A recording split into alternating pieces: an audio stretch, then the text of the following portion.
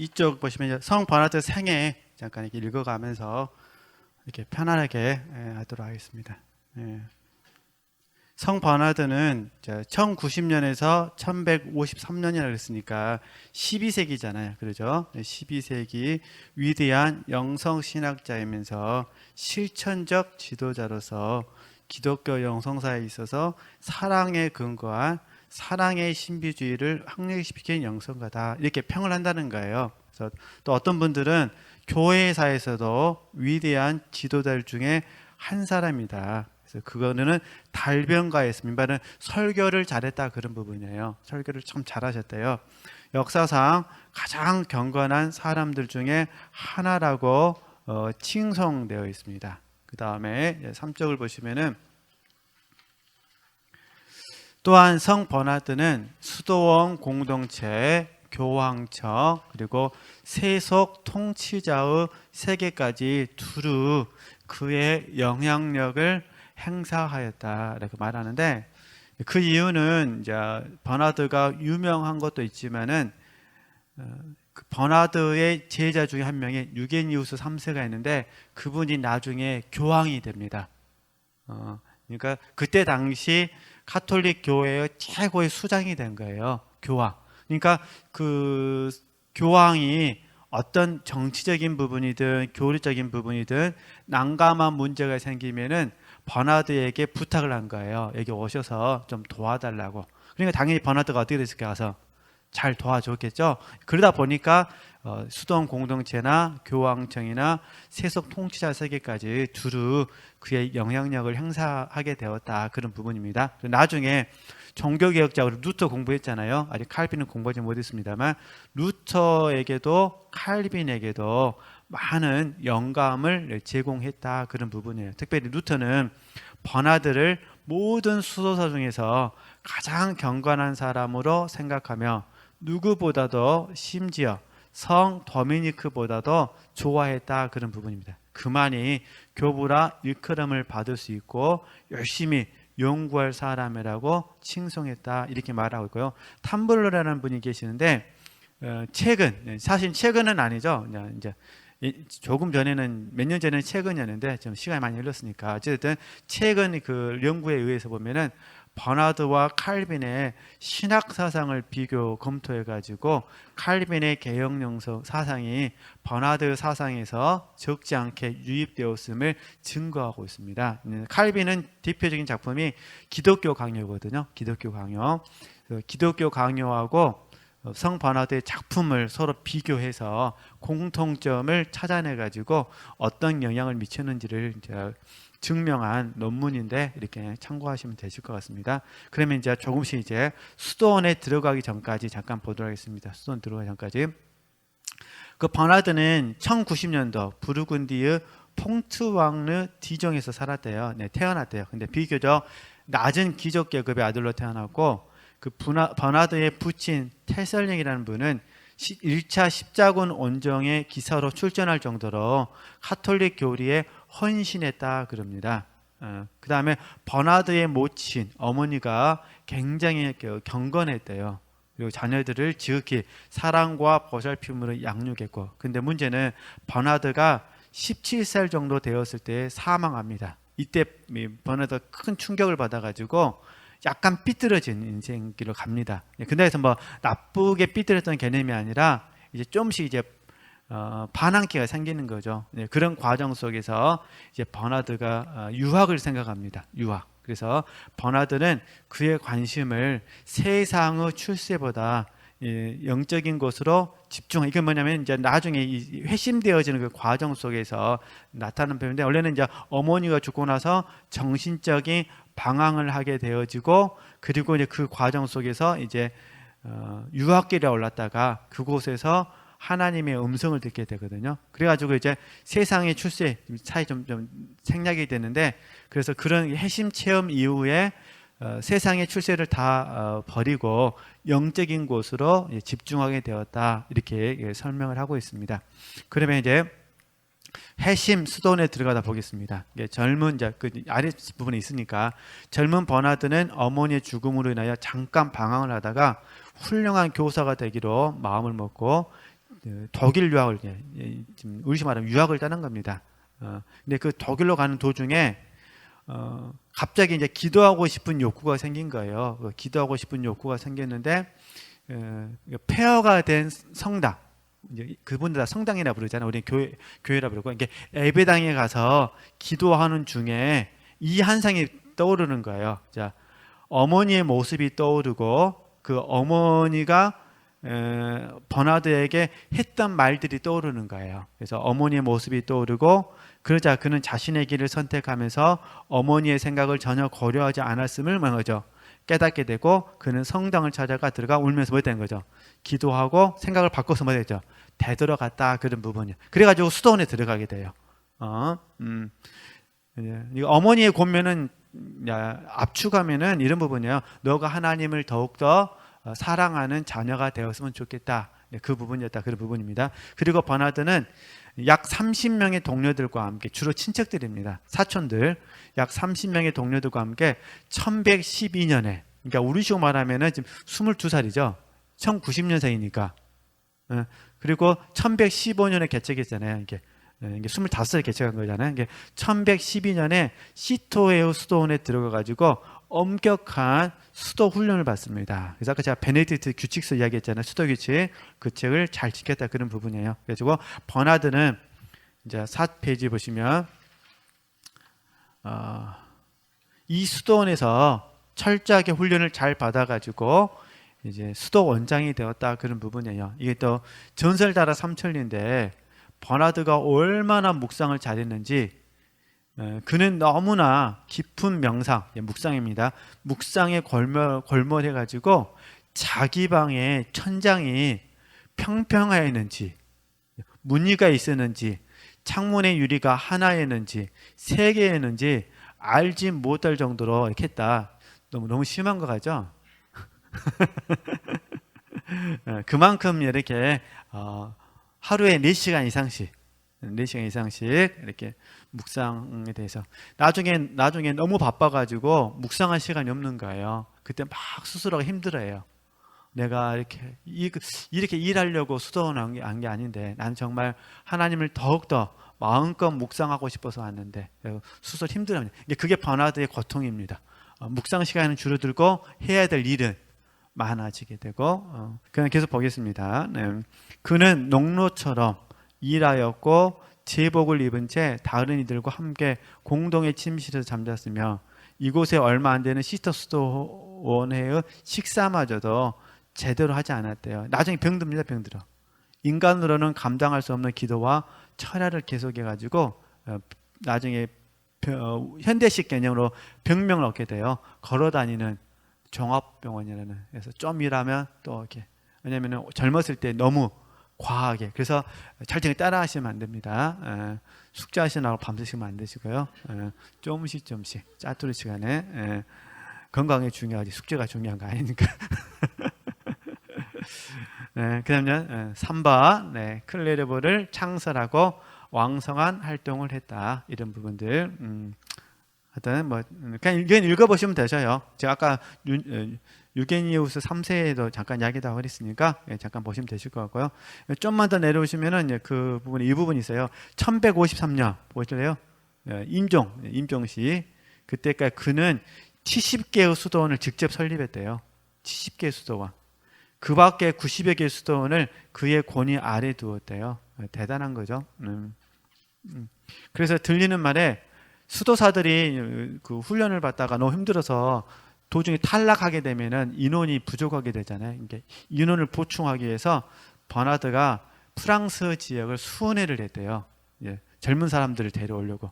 그러면은 부모님들이, 사랑하는 특별히 엄마들이, 젊은이들이 특히 남자 우리 젊은이들이 버나드 설교를 못 듣게 하려고 어떻게 하든 못 듣게. 한번 설교 들으면 수도원에 들어가 보니까 그런 전설이 또 있더라고요. 그래서 저희도 그런 은혜가 있어야 되는데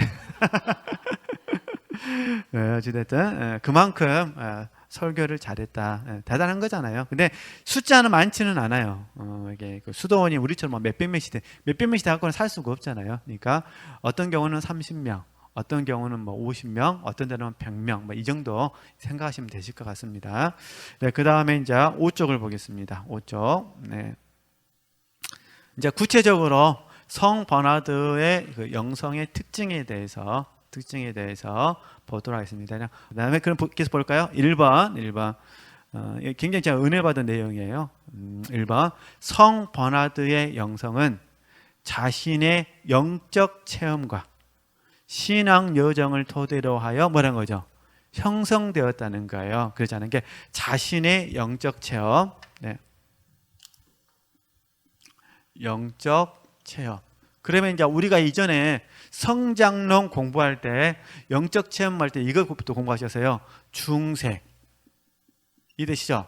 체험을 통해서 성장을 이루었으니까 이때 그 다음에 정화, 그 다음에 초탈, 그 다음에 조명,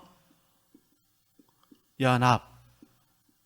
이걸 다 배우셨잖아요. 그러니까 버나드는 중생은 이미 아까 공부했잖아요. 그렇죠? 젊은 나이에 유학길에 올랐다가 어머니의 그 어떤 우리식 보면 환상이죠, 환상. 어머니의 음성을 듣게 되어지고 그게 이제 하나님이 자기에게 주신 말씀으로 깨닫고 수도사가 되었으니까 이게 이제 중생이 되는 것이고 바로 수도원에 들어가서 3년 동안 정화, 조명, 연합이라는 이 부분들을 경험하게 되어지는 거죠. 그리고 이제 수도 원장이 되어져서 계속해서 정화, 초탈, 조명, 연합 이를 반복적으로 훈련해 가지고 깊어지고 넓혀지는 영성이 되죠. 그리고 그가 사용했던 키워드가 사랑이었다. 그래서 사랑, 그죠? 사랑이라는 큰 주제 안에서 이제 그의 영적인 세계의 지평을 만들어내다 그런 부분입니다. 그래서 이게 다 자기가 뭐라는 거죠? 영적 체험이다. 체험, 영적인 체험. 네. 그럼 잠깐 또 이미 다 아는 내용이지만 그것도 한번 읽어보면서 설명하겠습니다. 그는 젊은 시절에 기사가 되기를 원했습니다. 그죠? 출세하고 싶어서 그런 거죠. 그러나 그는 하나님의 부르심에 의해서 기사가 되기를 뭐예요? 포기하고 젊은 시절에 수도원에 들어갑니다. 1112년에 그는 거기에서 평생 동안 예수 그리스도를 깊이 묵상하면서 살기를 소원하였습니다. 이러한 신앙 여정 가운데서 버나드는 그의 신앙을 뭐하는 거죠? 전개합니다. 만약 우리에게 이러한 소원이 없다면 우리는 버나드의 사상을 온전히 이해할 수 없으며 오직 순수한 마음으로 하나님을 사랑하고자 했던 그의 추구를 이해할 수 없을 것입니다. 그러면 저나 우리 지체들 입장에서 봤을 때도 동일하다는 거예요. 우리에게 하나님을 사랑하고 싶은 소원이 있어야 되고 그 소원을 가지고 우리는 수도원이 아니라 훈련에 온 거죠. 기독교 영성 훈련을 오셨고 지금도 하나님을 순수하게 사랑하기 위해서 지금 우리가 영성신학을 공부하고 있다. 그렇게 이해하시면 되실 것 같습니다. 근데 이 과정 속에서 정화를 경험할 때 버나드는 어거스틴의 영향을 받아서 어거스틴의 영향을 받아서 철저하게 원죄, 죄성의 문제를 자기는 경험을 하게 됩니다. 죄성. 그래서 이 죄성의 문제를 반추했던 본문이 누가복음 7장입니다. 7장. 누가복음 7장. 그러면 이제 교재에 있어요. 지금 우리 지체들께서 아가서 강의 1권을 다 이미 읽으셨다면 아가서 설교 3번이나 4번에 나와 있는 내용이거든요. 잠깐 제가 어떤 교조를 보도록 하겠습니다. 네. 그는 인간은 참 시상을 반기라는 거예요. 인간 지역성을 깨닫다 그런 부분이에요. 그래서 누가복음 7장 보시죠. 누가복음 7장에 나오는 제일 많은 여인이 예수 그리스도께 굴복하듯이 그러면 제일 많은 여인이 예수님 발에 눈물을 흘렸어요. 그건 어떤 눈물이냐? 회개의 눈물이라는 거예요. 예수님을 사랑하는 건 맞는데 출발점이 회개의 눈물. 그죠? 자기 자신을 뭐라는 거죠? 죄성으로 인해서 철저하게 회개의 눈물을 한 거예요. 예수님께서 죄 많은 여인에게 너 죄가 많으니까 회개해라 그렇게 말씀하지 않으셨지만, 예수님의 말씀, 어떤 메시지인지 모르지만은 예수님의 메시지를 들으면서 그 여인은 자기 마음속에 있는 죄를 뭐라는 거죠? 깨달은 거예요. 죄를 깨달아서 철저하게 뭐 했다는 거죠? 회개의 눈물로 예수님의 발에 뭐 했다? 입 맞췄다. 그러면 이거 뭐냐면 이 막달라 마리아가 결국 누구라는 거죠? 버나드 자기 자신이었다, 그런 부분이에요. 내가 수도원에 들어가서 나는 철저하게 사실은 중생할 때부터 눈물을 흘렸잖아요. 그러잖아요. 내가 잘못 살았구나. 내가 잘못된 길을 걸어가고 있구나. 내가 세상의 욕망을 위해서 내가 이렇게 출세하려고 내가 독일 유학을 선택했구나. 이렇게 깨닫게 된 거잖아요. 그러는 과정 가운데 이제 철저하게 이제 회개의 눈물, 그 다음에 정화와 초탈의 과정을 겪으면서 이제 버나드는 누가복음 7장에 나오는 죄 많은 여인을 통해서 자기 자신을 보게 되는 거죠. 그러니까 자기 자신의 이 경험을 통해서 누가복음 7장에 나오는 죄 많은 여인에 대한 해석을 이렇게 아름답게 하게 됩니다. 그걸 아가서하고 접목을 시킨 거예요. 아가서. 계속 보도록 하겠습니다. 네. 그래서 제가 이제 느꼈던 부분 뭐냐면은, 다시 읽겠습니다. 마치 누가복음 7장에 나오는 죄 많은 여인이 예수 그리스도께 굴복하듯이 말입니다. 이러한 경험으로 인하여 그는 점차적으로 사랑의 4단계와 입맞춤의 3단계를 말한 거죠. 기술했다는 거예요. 저는 이러한 모습을 살펴보면서 버나드의 사상은 어떻게 보면 자기의 영혼이 하나님을 찾아가는 여정 속에서 경험했던 부분들을 지성을 통하여 아름다운 언어로 설명하였다라고 생각한다, 그런 부분이에요. 왜냐하면 그는 그의 작품 속에서 이 경험을 자주 강조한다는 거예요. 그러니까 사랑의 입맞춤이든 사랑의 4단계든 자기의 영혼이 얼마만큼 하나님을 사랑하고 있는지를 간증식으로 풀어서 설명한다, 그런 부분이죠. 그래서 그런 내용들을 종합적으로 제가 정리한 부분입니다. 그래서 그 다음에 이제 중요한 부분은 버나드의 주요 작품 중에 하나가 아가서에 관한 설교들, 이건 앞으로 우리가 공부하기로 했고요. 근데 86편을 설교를 했는데 완성은 못했습니다. 완성은 나중에도 공부할 때 더 말씀드릴게요. 그런 부분들. 그 다음에 이제 하나님을 사랑하는 것에 관하여 그런 부분인데 참고하시면 되실 것 같고요. 근데 이 아가서 중에 보면은 당신의 입술에 입맞추기를 원합니다라는 고백이 있잖아요. 1장 1절 2절 이렇게 연결돼서 처음에는 이제 솔로몬의 아가라 그러니까 이제 2절 말씀에 내 입술에 입맞추기를 원합니다라는 그 고백이 있는데, 그 부분을 해석할 때 버나드가 어떻게 해석하냐면은 이렇게 말을 해요. 당신의 입술에 입맞추는데 크게 2가지로 나눠요. 크게 2가지로. 첫 번째는 아직 입맞추지를 않았어요. 아직 입맞추지를 않았지만 입맞춤을 추구하는 사람. 두 번째, 이미 입은 맞췄어요. 이미 입 맞췄기 때문에 이 입맞춤이 무엇인지를 알고, 이게 맛을 봤다는 거예요. 무엇인지를 알고 더 갈망하는 사람, 이렇게 구분을 해요. 그렇죠? 그러면 이제 우리 지체들도 마찬가지예요. 내가 주님과 나와의 사랑, 이건 이제 이미지입니다. 이미지. 입맞춤은 이미지니까 이건 이제 사랑의 하나됨. 사랑의 하나됨. 사랑 안에서 나와 주님의 의지가 뜻이 하나가 되어진 거죠. 이걸 저희들은 기속이라 부르기로 했잖아요. 그러니까 이런 경험을 하기 전과 한 후를 보자는 거예요. 이 경험을 해보지 않은 사람의 입장에서는, 그죠? 아직 이 기속을 경험해보지 못한 사람의 입장에서는 계속해서 기속을 향하여 뭐 해야 될까요? 추구해야 되겠죠. 그러니까 발에 입 맞추고, 그 다음에 손에 입 맞추고, 그 다음에 입술에 입 맞춰야겠죠. 근데 이미 이 사랑을 맛봤다면, 그러니까 주님께 온전히 기속되어지는 이 삶을 한 번이라도 맛을 봤다면, 그럼 그 사람 안다는 거예요.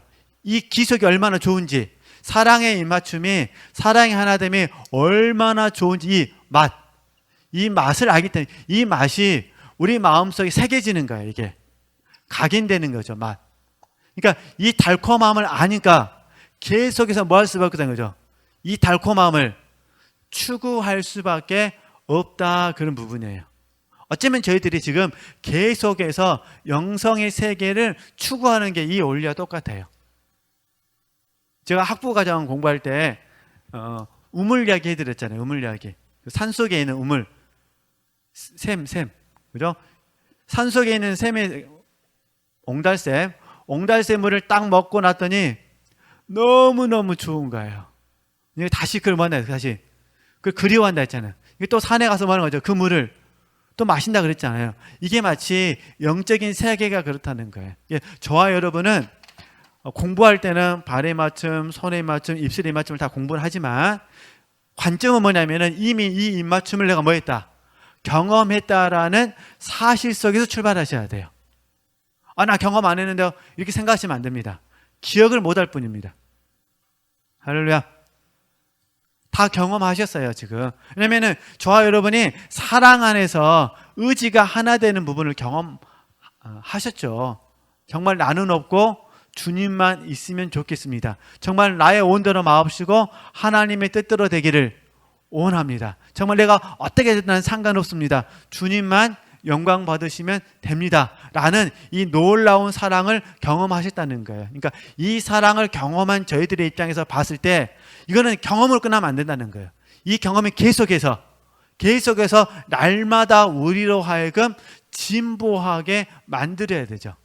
그런 의미에서 저와 여러분은 영적인 추구를 하고 있다라고 생각하시고 저나 우리 친구들이 용기를 내시면 됩니다. 네, 그 다음에 여기까지는 이제 이해가 되셨을 것 같아요. 자신의 영적 체험과 신앙 여정을 토대로 하여 형성된 것이다. 그러면 이제 영적 지도를 적용하면은 이게 지금 번화대의 영적인 지도예요.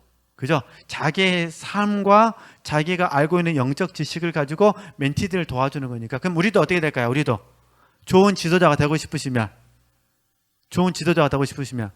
이 방법을 따라야 되겠죠. 그러니까 우리에게도 뭐가 있으셔야 돼요? 영적 체험, 신앙 여정이 있어야 돼요. 그죠? 첫 번째는 다시 반복하는 겁니다.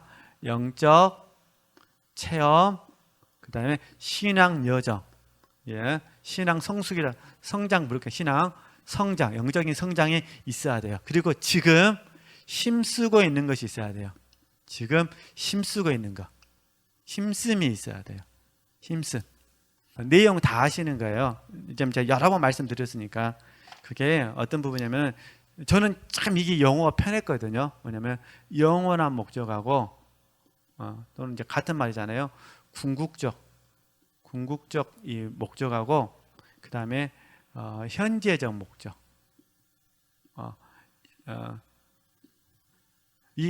이것만 구분하시면은 굉장히 도움이 되시거든요. 저는 그래서 영원한 목적을 사도 바울 예를 든 거니까 에베소서 4장 13절 말씀, 그 다음에 빌립보서 3장 7절에서 14절 말씀, 이렇게 지금 생각한 거예요. 영원한 목적 그러잖아요. 예수 그리스도를 믿는 것과 아는 일에 하나가 되어 온전한 사람을 이루라고 그러잖아요. 예수 그리스도의 장성한 분량이 충만한 데까지 이르러야 된다. 이런 부분들. 에베소서 4장 13절 말씀, 그 다음에 빌립보 3장 7절에서 14절 말씀. 잡은 것도 안 이루고 뒤에 있는 것들은 다 잊어버리고 표대를 향해 달려간다. 이 영원한 목적이잖아요. 그죠? 영원한 목적. 그 다음에 이제 현재적 목적은 뭐냐면은 이게 빌립보서 3장 16절 말씀. 어디까지 이르렀던지 그대로 말한 거죠. 행하라는 거예요. 그죠? 그 다음에 고린도 후서 5장 8절에서 10절 말씀. 이거 말씀 생각하면서 거하든지 떠나든지 주님께 기뻐하신 자 되기 위해서 뭐 하는 거죠? 힘쓴다. 이렇게 하잖아요. 다 힘쓰는 거예요. 힘씀, 여기는 행함. 이게 현재적 목적이죠. 이 목적 안에서 로마서 12장 1절에서 2절 말씀이 적용되어져야 되는 거죠. 저는 이런 부분들을 좀 간단하게 제가 이제 다 하시는 내용이니까 좀 정리해드리고 또 제 안에 다시 소원을 갖게 됐어요. 소원을. 이게 중요한 거는 힘써야 돼요. 이게 좋은 지도자가 되려면은 체험이 있어야 되고 성장이 있어야 되고 지금 힘쓰셔야 돼요. 영원한 목적과 현재적 목적을 알고 현재적 목적에서 지금 내가 뭐 하는 거죠? 힘쓰셔야 된다. 하나님의 선하시고 기뻐하시고 온전하신 뜻을 분별하기 위해서.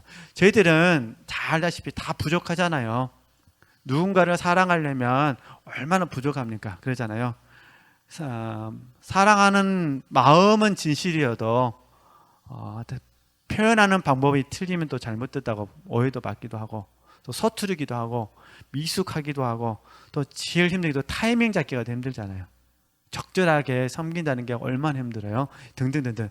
때로는 말해야 될 때가 있고 때로는 침묵해야 될 때는 이게 너무 힘든 것 같아요. 말해야 될 때에 침묵하고 침묵해야 될 때에 말하고 괜히 또 말했다가 오해받고 말 안 했다가 또 오해받고 참 이게 쉬운 게 아닌 것 같아요. 인간관계라는 부분이 체험 중요합니다. 그 다음에 이제 두 번째가 뭐냐?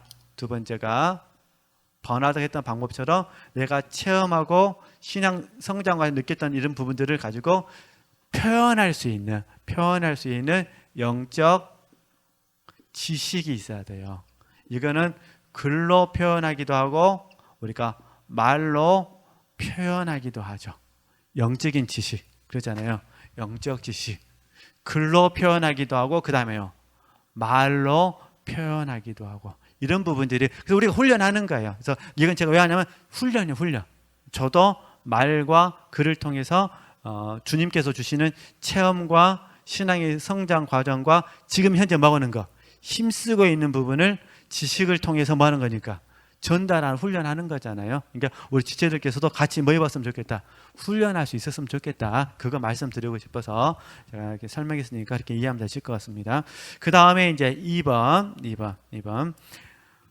성 버나드의 영성의 특징은 사랑입니다. 사랑. 네. 그래서 리차드 포스터 목사님이 버나드에 대해서 이렇게 평가합니다. 사랑의 사도인 요한과 견줄 만한 인물이 있다면 그것은 바로 버나드일 것이다. 그는 65평 가량인데 이건 이제 어떤 분은 65평, 어떤 분은 뭐 차이가 있긴 있는데 그냥 이제 우리 리차드 포스터 목사님은 65평 가량의 설교를 썼다 이렇게 말합니다. 그래서 아까 우리 찬송가 85장 잠깐 말씀드렸잖아요. 구주를 생각만 해도 이렇게 묵상하시면 되실 것 같고요. 그 다음에 6페이지에 가시면은 이건 우리 찬송가에 나와 있는 부분이니까 우리 같이 한번 읽어봤으면 좋겠습니다. 우리 찬송가에 있으니까 같이 한번 읽습니다. 참 회개하는 자에게 소망이 되시고 구하고 찾는 자에게 기쁨이 되신다. 예수의 넓은 사랑을 어찌 다 말하랴. 그 사랑 받은 사람만 그 사랑 알도다. 그러죠? 그러니까 이제 우린 하여튼 누가 하신지 모르는데 굉장히 아름답게 번역을 했기 때문에 이해하시면 되시고 저는 그래서 이 사랑의 영성을 크게 두 가지로 구분을 한 거예요. 그게 첫 번째가 발의 입맞춤, 그 다음에 두 번째가 사랑의 4단계. 근데 차이점은 뭐냐면은 사랑의 4단계는 하나님을 사랑하는 일에 관하여잖아요. 여기에는 예수님 이야기가 안 나와요. 오직 하나님 이야기만 나옵니다. 성부 하나님. 물론 도중에 이제 성령 하나님도 좀 약간 언급되기도 하고 예수님도 언급되기도 하는데 제 말은 본체적으로 누구만 생각한다고요? 성부 하나님만 생각합니다. 그래서 하나님을 사랑하는 일에 관하여 이렇게 이해하시면 되시고요. 그 다음에 다시 처음 돌아와서 그리스도에 대한 입맞춤 아가서에서는 철저하게 예수님께만 초점을 맞춥니다. 예수님께만. 그래서 예수님은 우리의 넓은 의미에서 예수님은 신랑이시잖아요. 신랑. 그 다음에 술람미 여인은 두 가지의 관점으로 해석을 해요. 술람미 여인은 예거나 학자들마다 좀 차이가 있는데 술람미 여인에 대한 해석은 첫 번째는